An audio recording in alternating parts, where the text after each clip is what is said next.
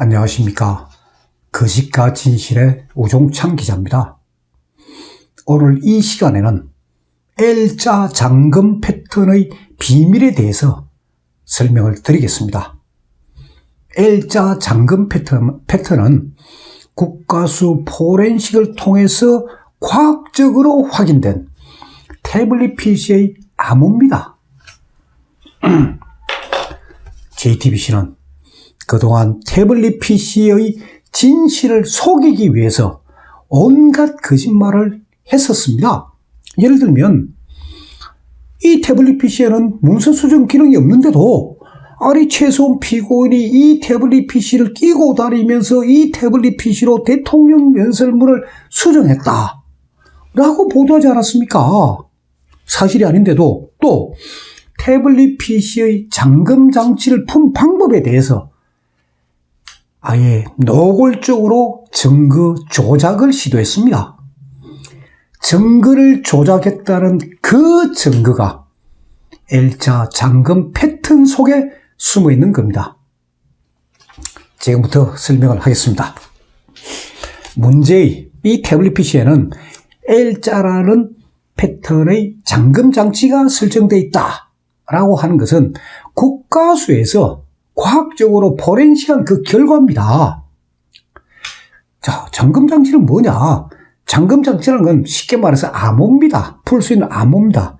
그래서 이 암호는 통상적으로 이 네 가지 유형으로 만듭니다. 아마 시청자 여러분들도 핸드폰이나 이메일 같은데 아이디나 패스워드 만들 때 하는 그 암호 설정하는 그 방법이에요. 그럼 하나는 뭐냐? 1, 2, 3, 4 같은 이 아라비아 숫자로 내가 암호를 하는 거예요. 1, 2, 3, 4, 4자리. 그래, 이런 걸 숫자 암호라고 합니다. 또 하나는 L자나 S자나 T자 같은 이 패턴으로 된 암호. 이게 패턴 암호라고 합니다. 그리고 세 번째는 지문을 등록한 소위 지문 암호입니다. 요즘 이제 지문 암호도 있고. 그리고 네 번째는 동공. 그러니까 소유자의 눈을 등록한 동공 암호가 있습니다. 그러니까 암호로 이 네 가지 방식으로 이 설정할 수가 있습니다. 자, 국가수 포렌식에 따르면은 이 태블릿 PC에는 암호가 딱 2번 설정됐습니다. 딱 2번. 첫 번째는 언제냐? 2012년 6월 25일. 그러니까 태블릿 PC를 개통한 지 3일째, 3일 후 되는 날이에요. 그 얘기는 뭐냐? 이 태블릿 PC를 개통하고 소유했던 그 김한수가 2012년 6월 25일에 이 태블릿 PC에다가 잠금 장치로 이 암호를 설정해 놓은 겁니다. 이 기록이 국가수 포렌식에 나옵니다. 그럼 두 번째 암호, 잠금 장치가 설정된 게 언제냐? 2016년 10월 24일 17시 11분입니다. 오후 5시 11분입니다. 2016년 10월 24일 JTBC가 이 태블릿 PC를 갖고 있을 때예요. 그때 두 번째 잠금 장치가 설정된 겁니다. 자, 화면 한번 보십시오. 지금 보여드리고 있는 이 화면이 국가수가 태블릿의 사용 기록을 분석한 파일 시스템 정보에 기록된 잠금 장치, 즉 암호 설정 내용입니다. 좀 보세요. 디바이스 폴리스 XM 파일. 이 파일 하는 게 보이죠? 여러분들 눈에도. 자, 디바이스 폴리스 XM 파일이 뭐냐? 그게 잠금 장치의 설정을 저장하는 기기 정책 관리자. 이게 디바이스 폴리스 XM 파일이라는 의미입니다.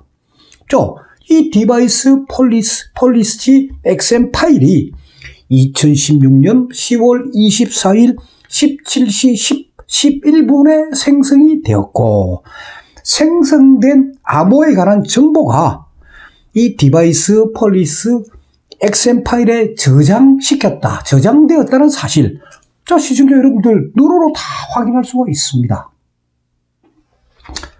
그러면 지금부터 이 디바이스 폴리시, 이 파일 한번 열어보겠습니다. 화면에 지금 보이시죠? 이상한 글씨들이 보일 겁니다. 이 글씨들의 의미가 뭔지 지금부터 하나하나 설명해 드리겠습니다. 이것은 저를 도와주고 있는 IT 전문가들이 분석한 내용입니다. 첫째, 2016년 10월 24일에 설정된 이 암호는 최대 65,536개의 조합이 가능한 형태다. 앞 화면에 그거 보이시죠? 65536이란 글씨. 65536개의 조합이 가능한 형태다 하는 그 의미예요. 다음 두 번째, 암호의 길이는 5자리다. 보십시오. length equal 5 딱 해놨잖아요. 암호의 길이는 5자리다. 그러니까 일반인들이 흔히 쓰는 4자리 형태의 숫자 암호, 그건 아니다. 이 5자리이기 때문에 숫자 암호는 아니다 하는 이야기입니다. 다음 세 번째는 뭐냐?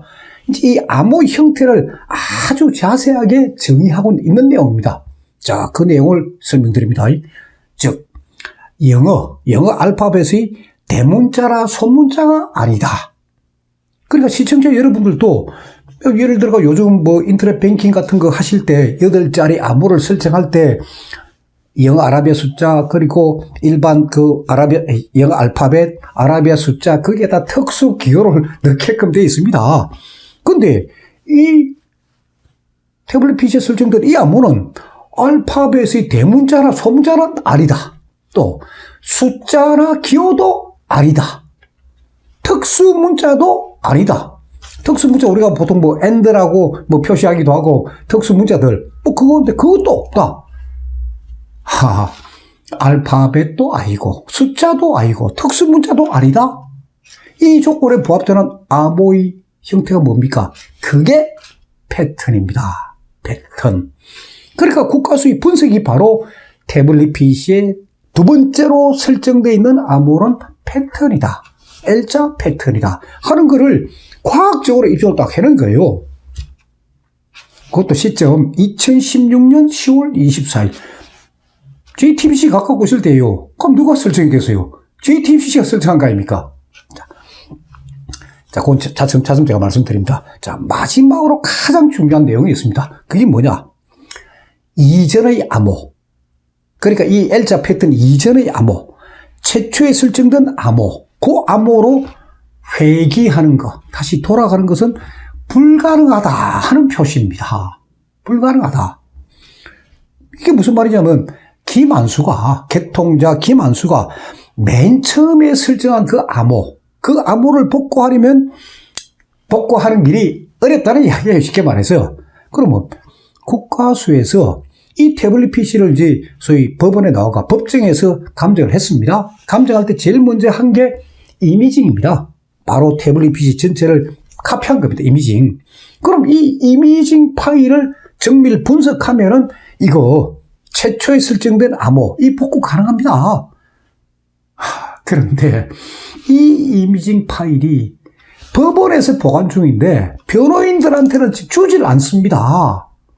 변호인 측에서만 이게 받게 되면은 전문가들이 이거 분석하면은 최초의 암호가 뭐고 김한수가 어떻게 설정했고 진짜 많은 정보를 볼 수 있는데 이미징 파일을 안 내놓으니까 지금 진실에 접근 못하고 있는 겁니다. 그래서 변희재 피고인 측에서 자, 태블릿 PC 재감정하자. 그 요구하는 이유가 이것 때문이에요. 근데 1심 재판장 박주영 판사 피고인 측 요청 아예 거부해버렸습니다.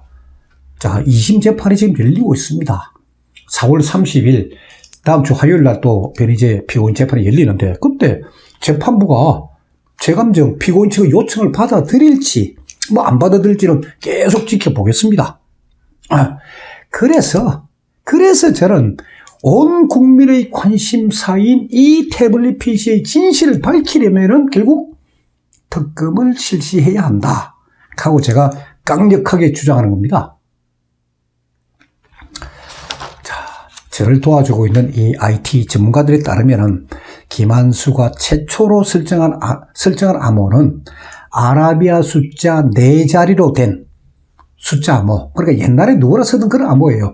이 숫자 암호로 이렇게 추정이 됩니다. 추정이 되는데 관련된 파일을 우리가 못 보니까 이 국과수에서 해놓은 자료는 너무나 미비하고 그 단서만 붙여놨기 때문에 보니까 확인이 불가능한 상태입니다. 그러면 JTBC 김필중 기자는 김한수가 설정한 이 태블릿 암호를 어떻게 풀고 이걸 볼 수 있었을까요?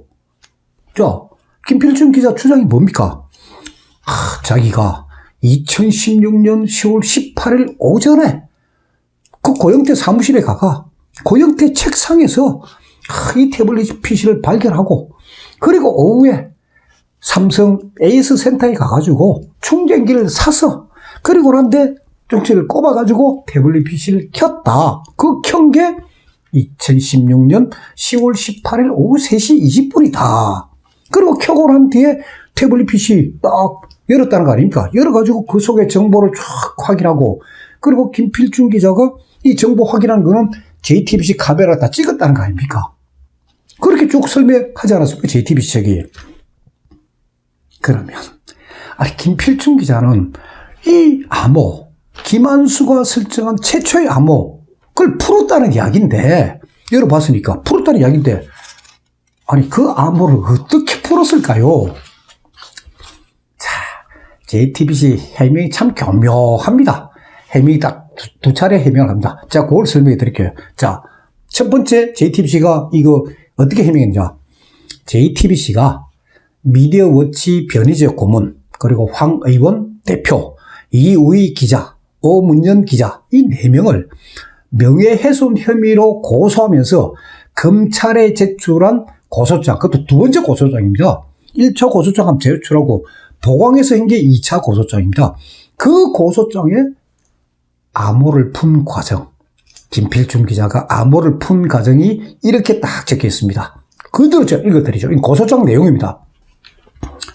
김필중 기자와 그의 여자친구가 평소 사용하는 잠금 패턴이 L자여서 무심코 L자 형태의 비밀번호를 눌러보았더니 바로 열린 것입니다. 지극히 운이 좋았던 것입니다. 그러니까 JTBC는 자기네들 고소장에 이거 열어본 과정을 이래 설명하면서 조금 의아하니까 이런 말도 붙이라고 지극히 운이 좋았던 것입니다. 이 고소장에 적힌 내용이에요. 그러니까 이것이 바로 JTBC 공식 입장입니다. 아니 그런데 김필중 기자 법정에서 법정 정언을 할 때 이 진술 번복해버립니다. 뭐라고 하느냐? 김필중 기자가 법정 정언대 쓴 게 작년 10월 1일 오후 2시입니다. 저도 그 현장에 있었습니다. 이때 검사가 이제 김필중 기자한테 물어봅니다. 태블릿의 잠금 장치는 어떻게 풀 수 있었습니까? 하고 검사가 김필중한테 묻습니다. 김필중, 제 패턴과 일치해서 풀 수 있었습니다. 제 패턴과 일치해서 풀 수 있었습니다. 검사가 다시 묻습니다. 증인이 전부터 사용하던 패턴과 같은 패턴이었습니까? 김필중, 예, 맞습니다. 아니, 여자친구 이야기 어디 갔습니까? 고소장에 여자친구까지 다 넣으면 아주 사람들이 볼 때, 이건 참 신뢰도가 있다. 이래 볼 건데, 여자친구에 싹 빠져 있습니다. 법정 정원에서. 왜? 여자친구하고 패턴이 같아서 무심결에 눌려봤다? 그럼 여자친구를 증인으로 불러야죠. 당신 패턴하고 김필중 패턴 같으냐? 근데 만약 다르다 하면 무죄할 겁니까? 그리고 법정에서 선설하고 이런 거짓말하면 무죄합니까? 그러니까 김필중도 회사 측에서는 여자친구 패턴이 같다 했다가 법정에 딱 서니까 겁이 나니까 여자친구 쏙 빼고 예, 제 패턴과 일치해서 그렇습니다. 참. 자, 이처럼 JTBC의 공식 해명 그리고 김필중 기자의 정언, 법정 정언은 다릅니다. 왜 다를까요? 그 이유가 뭘까요?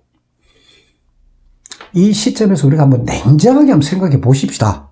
자, 이 태블릿 PC를 JTBC가 취득하는 과정에는 김필중 기자 혼자가 아닙니다. 제가 그동안 이 방송을 통해서 계속 말씀드리고 있지만은 JTBC 측, 거기에는 홍석현 회장, 손석희 대표 다 포함됩니다. JTBC 측이나 또는 김필준 기자가 개통자이자 소유자인 김한수, 그리고 이거 준 사람도 저는 김한수 하나라고 단정 안 짓습니다. 김한수나 또는 이 태블릿 PC에 대해서 아는 정보를 갖고 있는 사람의 도움 없이 태블릿 PC의 암호를 풀었다 하는 그 주장 동의할 수 있겠습니까, 시청자 여러분? 자, 그 조력자들의 도움이 없이는 불가능하다고 보는 게 그게 합리적인 추론일 것입니다. JTBC 측은 김한수와 가까운 관계이면서 이 태블릿 PC의 존재를 알고 있는 사람들, 구체적으로 말씀드리면 이병헌은 제가 지난번 시간에 말씀드렸지만은 김필준 기자가 태블릿 PC를 입수하고 탁 열고 난 뒤에 제일 먼저 카톡을 주고받은 사람이 이병헌입니다. 이병헌 카톡 캐시 파일이 태블릿 PC에 남아있는 거예요. 자, 그런 김한수, 이병헌 등의 조력자를 숨기기 위해서 거짓말을 하고 있는 겁니다. 그럼 두 번째로 중요한 의문은, 그럼 김필준 기자는 김한수 존재에 대해서 알고 있느냐, 아니 모르고 있느냐 하는 부분 아니겠습니까? 자, 검사도 이 부분을 묻는데, 검사 신문 내용, 제가 이거는 그 김필준 기자의 법정에서 진술한 내용은 공판조서로 다 기록이 되어 있습니다. 그 공판조서에 근거해서 제가 말씀드리고 있는 거예요. 자, 그 공판조서에 이래 되어 있습니다. 검사는 묻습니다. 증인은 김한수 등과 공모하여 이 사건 태블릿을 건네받은 것이 아니지요? 아니, 건네받았습니까? 하면 또 뭐 하는데, 건네받은 것이 아니지요? 라고 묻습니다. 김필준 당연하죠. 예, 그렇습니다. 검사, 다시 묻습니다.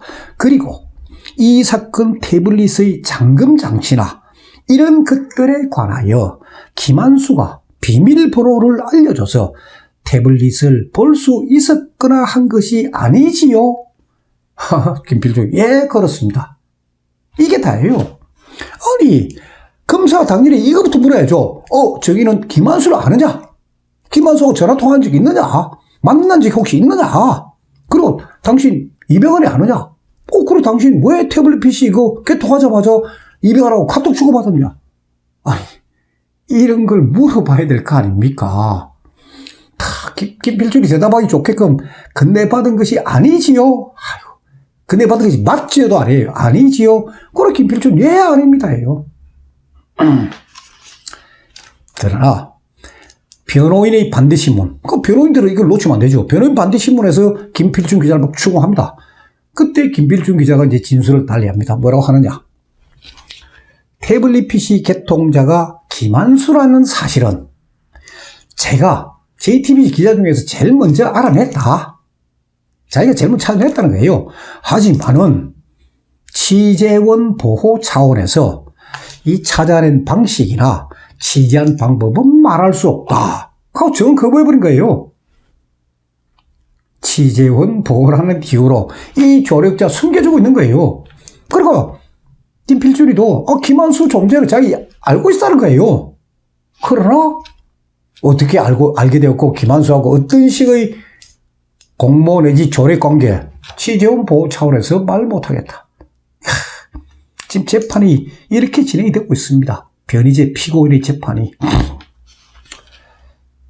결론적으로 JTBC 측은 김한수의 존재, 계속 말씀드리지만 좀 더 구체적으로 말씀드리면 이 조력자, 이 공모자들과의 공모관계를 감추기 위해서 태블릿 PC에 L자 패턴이라는 잠금 장치를 그걸 새롭게 설정한 겁니다.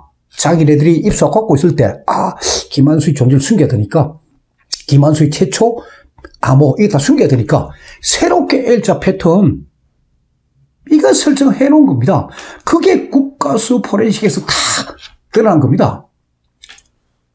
제가 말씀드렸지만은 아니 JTBC가 이 태블릿 PC 암호를 L자 패턴으로 바꾼 게 2016년 10월 24일 17시 11분 오후 5시 11분이고 그 2시간 후 7시에 JTBC는 이 태블릿 PC를 검찰에 제출합니다. 이거를 자, 그 이후 검찰하고 특검이 어떤 반응 보였습니까?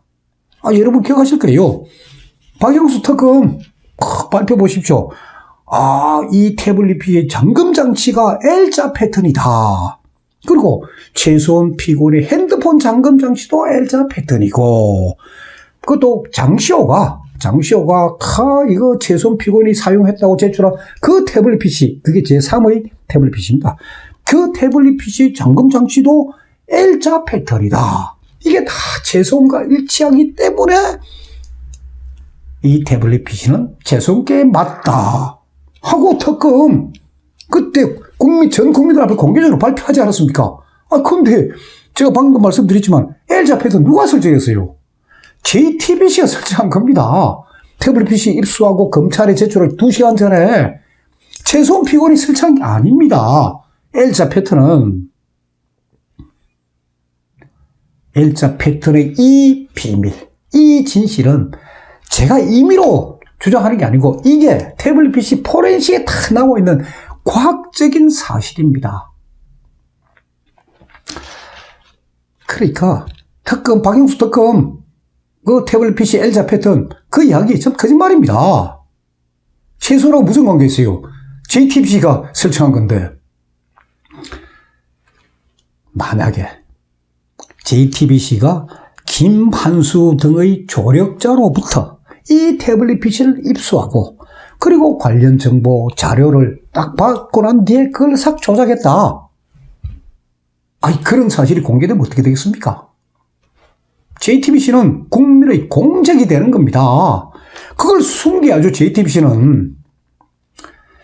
그래서 제 주장은 태블릿 PC는 특검을 해야 진실이 드러난다.